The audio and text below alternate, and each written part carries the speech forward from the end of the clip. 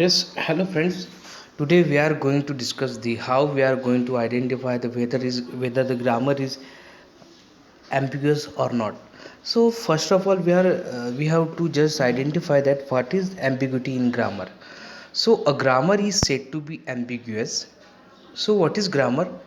Grammar are nothing but the some production rule is to be there, and with the help of that we are going to construct a sentences.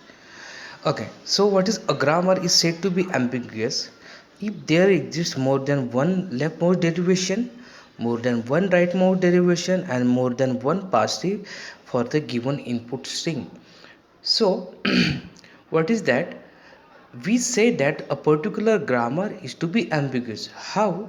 Whenever we have more than one leftmost derivation, more than one rightmost derivation, and more than one passive for the same input, that grammar is said to be ambiguous grammar. So we already know that there is no any procedure and no any shortcut method. With the help of that we are going to find identify it and find out that whether the grammar is ambiguous and non-ambiguous. So we have to go through the proper procedures. Okay, now here we have a grammar, that is E produces I, capital I. E produces E plus E, and next one is E produces E star E. E produces E, and I produces, that is last digit, I produces epsilon 0 to 9 digits. So this is your grammar. This is your context free grammar, and as we know that a context free grammar, it is a grammar which is in the form of quadruple variable, that is your non-terminal, terminal, production, and starting symbol. So here the starting symbol is your capital E.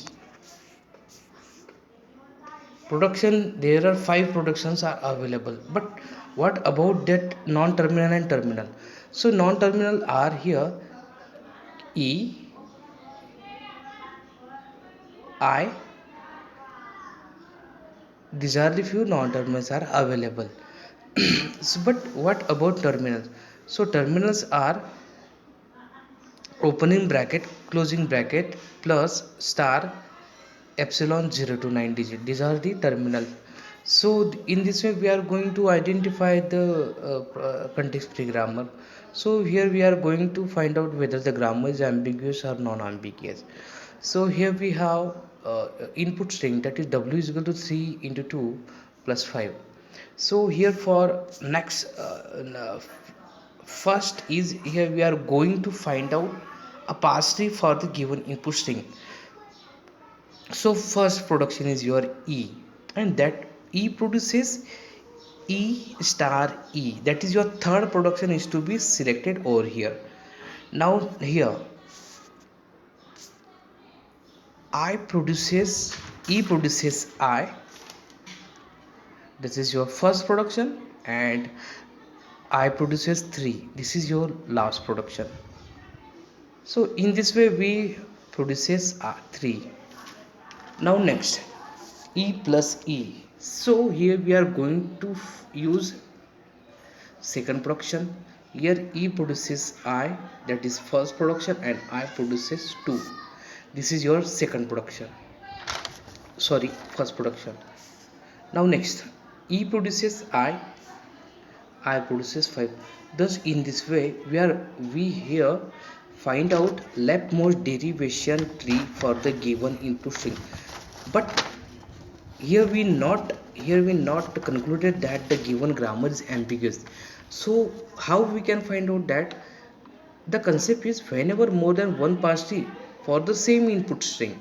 So this is only one. Again we have to create another pass-through, whether which is to be calculated or not. So E produces E plus E, which is your second production, and again E produces E star E, which is your third production.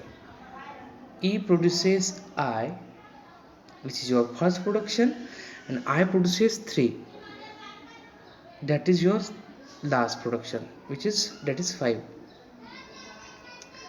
And same for E produces I and 2, and same for E produces I and 5. So here we concluded that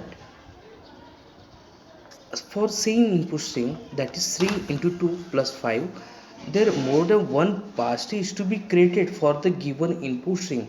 That's why the given grammar, that is 5 production rules, are ambiguous grammar.